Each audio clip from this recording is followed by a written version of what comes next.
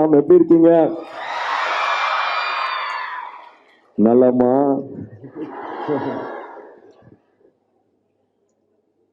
ரொம்ப ரொம்ப சந்தோஷமா இருக்கடா. உங்களால இங்க பாக்குறது வந்து ரொம்ப ரொம்ப சந்தோஷமா இருக்கேன்.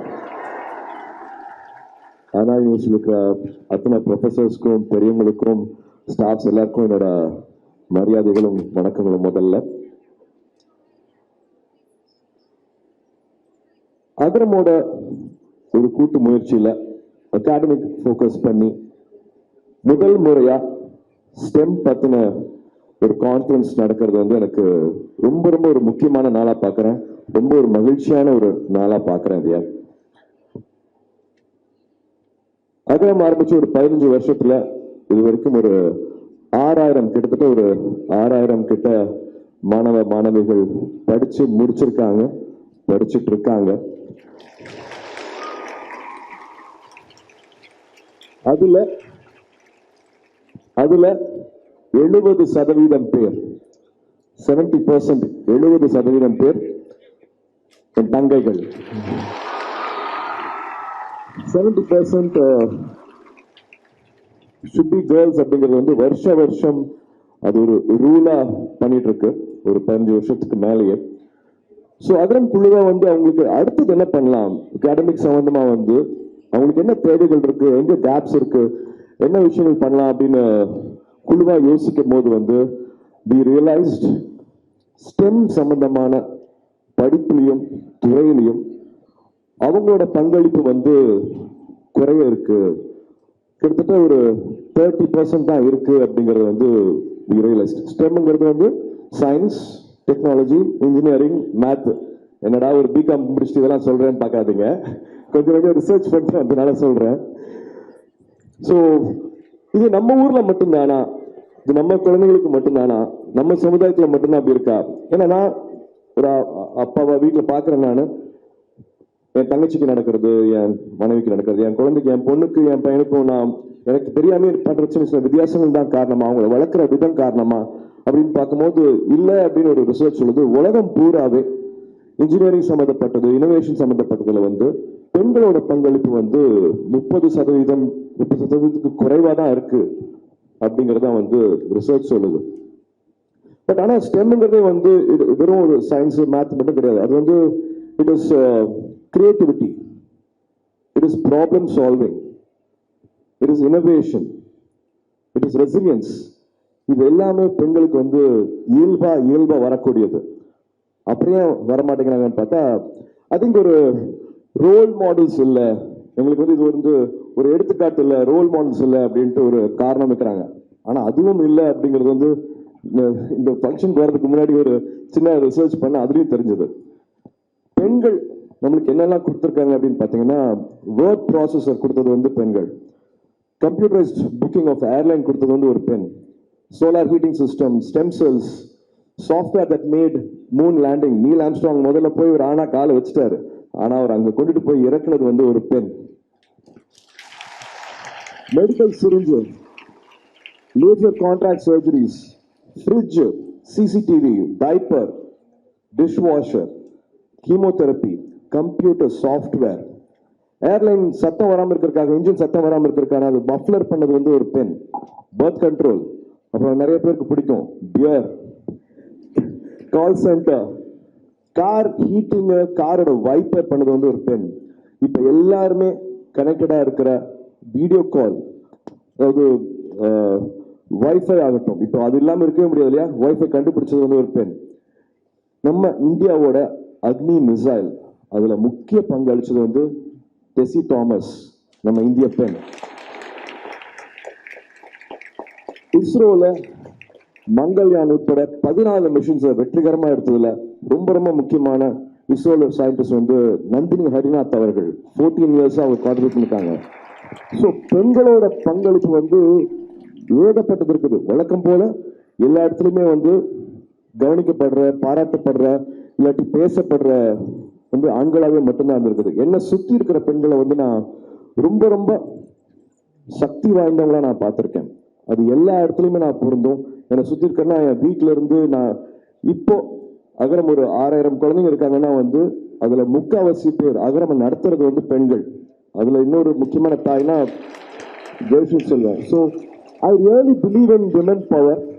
ஐ பிலீவ் உங்களால் முடியாதது ஒன்றுமே இல்லை அப்படிங்கிறத வந்து நான் முழுமையாக நம்புறது. ஏன்னா நான் 75 பிறந்தேன். அப்போ இருந்து அப்பா வந்து 12th ஸ்டாண்டர்ட் மார்க்ஸ்க்கு வந்து யார் வந்து அதிகமாக மார்க் வாங்கணும் அவங்களுக்கு வந்து பரிசு கொடுத்துட்டு இருக்காங்க.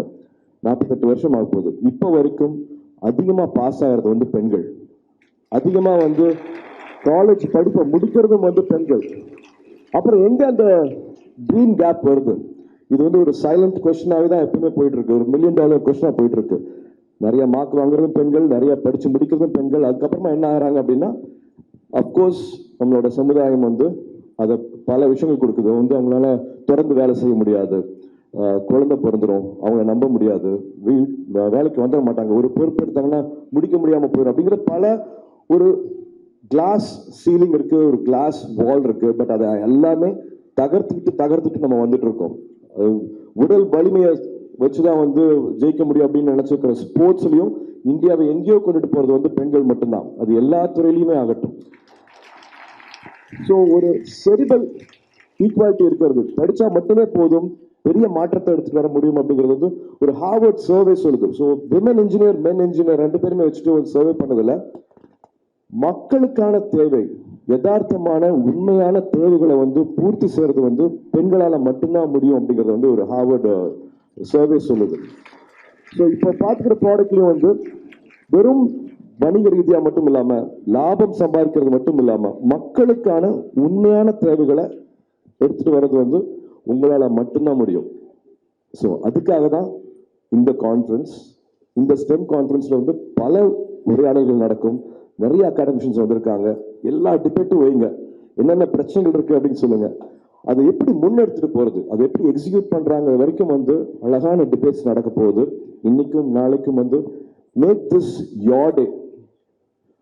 உள் மனசுல, ஆள் மனசுல நம்ம என்ன ஆகணும் அப்படிங்கறது ஏங்கி தவிக்கிறோமோ அதுவாக நம்ம ஆக முடியும்.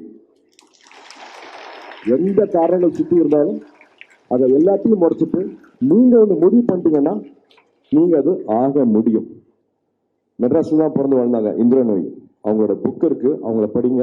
நம்மளோட சமுதாயத்தை பத்தி, அவங்களோட குடும்பத்தை பத்தி, எப்படி அவங்க வந்து தொழில் வந்து சக்சஸ்ஃபுல்லாக. பெப்சிங்கிற கம்பெனி வந்து ஏற்கனவே பல ஆயிரம் கோடி சம்பாதிச்சுட்டு இருக்கிற கம்பெனி. ஆனா அவங்க போனதுக்கு அப்புறமா அதை 2 மடங்கு ஆக்குனாங்க. அவங்களுக்கும் இதே சமுதாயம் பிரச்சனை இருந்தது, இதே குழந்தை, இதே ஹஸ்பண்ட், அத்தனையும் மாற்றி காமிச்சாங்க. மை லைஃப் இன் ஃபுல் அப்படிங்கிறது பேர் அந்த புக்கு பேரு. தயவு செஞ்சு வாங்கி படிங்க. ரொம்ப எனக்கு நடந்துட்டு இருக்கிறது அவங்களுக்கும் நடந்துட்டு இருக்கு அப்படிங்கிற மாதிரி ஆச்சரியமா பார்க்குற பல விஷயங்கள் அந்த புக்கில் இருக்கும். அதை நிச்சயமா உங்களுக்கு உதவி பண்ணும் அப்படின்னு நினைக்கிறேன். So make this your day. இது வந்து உங்களோட நாளாக இருக்கட்டும். Make the best use of this. இருக்கிற அத்தனை ப்ரொஃபசர்ஸ், அகாடமிஷியன்ஸ் உங்களுக்காக வந்திருக்காங்க, உங்களுக்காக நேரம் செலவு பண்ண போறாங்க.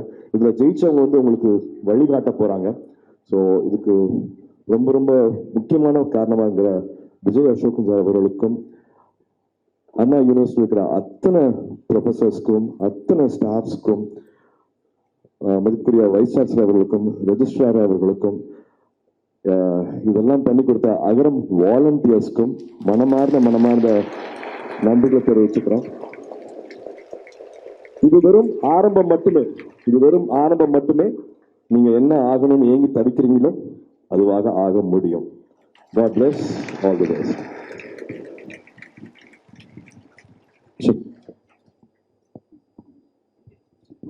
குறிப்பா பத்திரிகை நண்பர்கள் எல்லாருக்கும் வணக்கம். அண்ட் இதை போய் தயவு செஞ்சு ஷேர் பண்ணுங்க.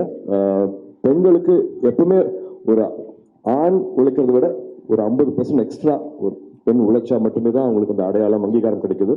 ஆனால் நிச்சயமாக ஒரு பெண் இதுல விதிவிலக்கு இருக்கலாம். ஒரு பெண்ணால ஒரு 5 ஆண்மகன் பண்ணக்கூடிய வேலையை ஒரு பெண் செய்யறதை நான் திரும்ப பார்த்திருக்கேன். பாராட்டுவோம். அவங்களை இன்னும் வேலை கொண்டுட்டு போறதுக்கு எல்லாரும் சேர்ந்து உழைப்போம். ரொம்ப நன்றி. இந்த நிகழ்ச்சியில வந்து நீங்க வந்து துவக்கத்துல வந்து ஆரம்பிச்சிருக்கிறது வந்து இங்க இருக்கக்கூடிய அனைத்து தங்கைகளுக்கும் வந்து கண்டிப்பா இன்னும் உத்வேகம் அதிகமாக இருக்கும். ஏன்னா அவங்களுக்கு நிறைய பேருக்கு தெரியணும், ஆக்சுவலா இந்த எம்பவர் கான்க்ளேவ் பண்ணும்போது யாரோ 4-5 ப்ரொஃபசர்ஸ் சேர்ந்து செய்யறாங்க அப்படிங்கிறது மட்டும் இல்லை, அதுக்கு பின்னாடி நீங்களும் வந்து அதை மகிழ்ச்சியா உத்வேகத்தோட கொண்டு போயிட்டு இருக்கீங்க. இப்படியெல்லாம் வந்தா தான் அண்ணா யூனிவர்சிட்டியில வர முடியும். இல்லைண்ணே, நம்மளாம் லயலால படிக்கும்போது கல்ச்சுரல்ஸ் வருவோம்ல, ஸோ இந்த மேடை வந்து கல்லூரி காலங்களில் கல்சூல்ஸ்க்கு வந்திருப்போம். பட் இந்த மாதிரி கான்க்ளேவுக்கு உள்ளே வர்றது, ரெஜிஸ்டர் பண்ணி வர மாதிரி நம்ம உள்ளே வர்றது ஒரு ஸ்டேஜில் வர்றது ரொம்ப பெரிய விஷயம். ஸோ இன்றைய நிகழ்ச்சியை இனிதே நமக்கு வந்து துவங்கி அவருடைய ஒரு ஸ்பெஷலான ஒரு மென்ஷன் இன்னைக்கு வந்து ஏன் எம்பவர் அப்படிங்கிறத ரொம்ப அழுத்தமாக சொல்லியிருக்காரு நமது அண்ணன் சூர்யா அவர்களுக்கு மிகப்பெரிய நன்றியை தெரிவிச்சுக்கிறோம். இந்த 2 நாளுடைய முடிவு இங்கே எத்தனை பேர் என்னவா ஆறாங்கன்றது இன்னும் சில ஆண்டுகளில் நீங்கள் பார்ப்பீங்க. இங்கே இருக்கக்கூடிய இதே மாதிரி ஒரு கான்க்ளேவ்ல இந்த தங்கைகள் சிறப்பு விருந்தினராகவும் சயின்டிஸ்டாகவும் வந்து உட்காருவாங்க அப்படிங்கிறது கண்டிப்பாக நாங்கள் இன்னைக்கு பதிவு பண்ணுறோம். ரொம்ப நன்றி.